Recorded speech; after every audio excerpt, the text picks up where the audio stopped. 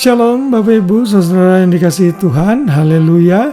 Saya percaya saudara-saudara semua sudah melakukan aktivitas hari ini, dan setelah kita berjeli lelah dalam pekerjaan kita atau kegiatan kita hari ini, kita kembali siap untuk tidur dan beristirahat. Ada baiknya saudara memenuhi hati dan pikiran saudara dengan firman Tuhan. Kembali saya mengingatkan, kalau saudara diberkati dengan renungan ini, bagikan kepada sebanyak mungkin orang, forward kepada teman-teman atau family saudara, sehingga banyak orang diberkati dan diubahkan dalam firman Tuhan.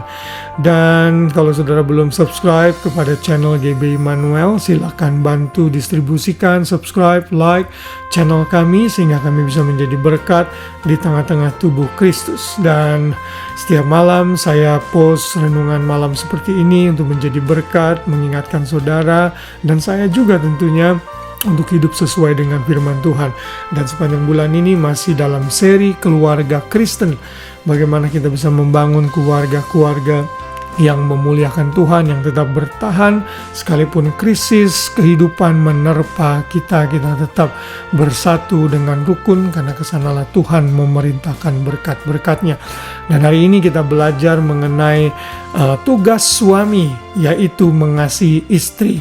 Dalam hari ini dan terus sampai akhir bulan Agustus ini, saya akan mulai fokus kepada tugas-tugas setiap anggota keluarga.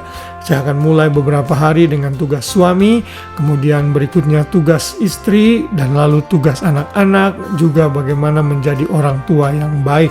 Dan hari ini kita belajar tugas suami yang pertama, yaitu mengasihi istri, yang diambil dalam Efesus 5 ayat 25 yang berbunyi demikian: Hai suami, kasihilah istrimu sebagaimana Kristus telah mengasihi jemaat dan telah menyerahkan dirinya baginya. Haleluya. Inilah bagian tugas yang suami harus lakukan. Saya juga seorang suami, dan saudara tahu ini tugas yang tidak mudah, dan saya pun sering kali gagal. Namun tugas is tugas, perintah is perintah yang harus kita taati. Kunci seorang suami bisa mengasihi istri ada di dalam ayat-ayat sebelumnya, yaitu di dalam ayat 19 Tuhan mengingatkan kita, juga ayat 18 Tuhan mengingatkan kita agar kita penuh dengan Roh Kudus. Setelah kita penuh dengan Roh Kudus, ayat 19 kita berkata-kata seorang kepada yang lain dengan mazmur, puji-pujian, nyanyian syukur bersorak dalam hati kita. Kita penuh sukacita, lalu mengucap syukur, ayat 22, ayat 20, dan yang terpenting ayat 21, rendahkanlah dirimu seorang kepada yang lain dalam takut akan Kristus. Ternyata kalau suami mau mengasihi istri, dia harus memiliki ketakutan, respect terhadap Kristus. Lalu kasih Kristus itu akan mengubahkan seorang suami dan bisa mengasihi istrinya unconditionally. Sekalipun istri saudara penuh kekurangan, tetapi kalau suami membangun hubungan dengan Kristus, lalu hidup dalam takut akan Tuhan, submitting each other, saudara juga bisa mengasihi istri saudara. Di dalam ayat paralel dari Efesus 5 ayat 25, maksud saya adalah Kolose 3 ayat 19 yang berkata demikian: Hai suami-suami, kasihlah istrimu dan janganlah berlaku kasar terhadap dia. Dalam ayat ini kita bisa belajar satu elemen lagi di dalam mengasihi, yaitu berlaku lemah lembut terhadap istri saudara. Dan ini pun menjadi tantangan buat saya. Saya tumbuh dari keluarga yang tidak punya culture lemah lembut, seringkali berbicara keras, dan ini menjadi struggle buat istri saya. Karena itu saya perlu mengubah perlahan-lahan oleh pertolongan Tuhan. Itulah cara di mana saya bisa mengasihi istri saya, sehingga saya tidak berlaku kasar baik secara perkataan maupun tindakan. Dan saudara semua yang suami punya kewajiban yang sama. Dan bila saudara seorang istri, jangan memojokkan suami dan berkata, nah itu bagianmu, kamu harus lakukan. Mengasihi saudara, diam saja, berdoa buat suami saudara dan lakukan tugas saudara sebagai istri.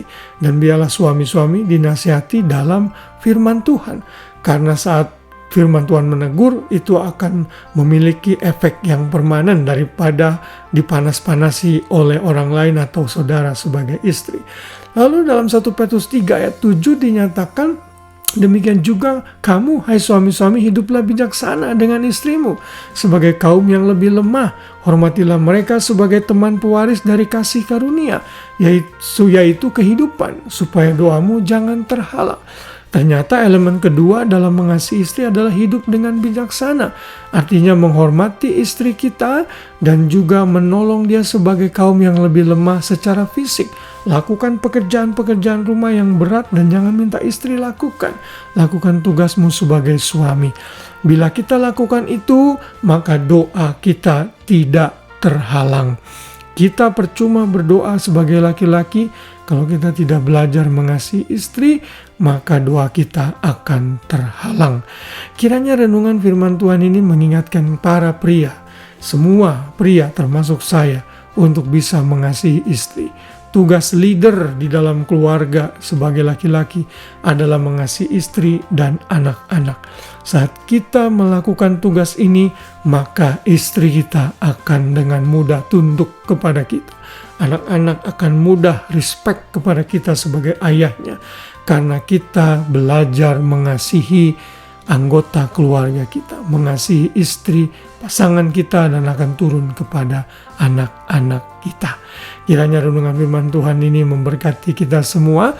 Biar kalau saudara pria, saudara menjadi suami yang mengasihi istri saudara unconditionally. Dan istri, dukung suamimu untuk hidup dalam takut akan Tuhan. Tuhan memberkati kita semua. Selamat malam, selamat tidur, selamat beristirahat. Biar saudara besok pagi bangun dengan kekuatan yang baru dari Tuhan, siap melaksanakan aktivitas dengan sukacita. Tuhan memberkati kita semua. Shalom.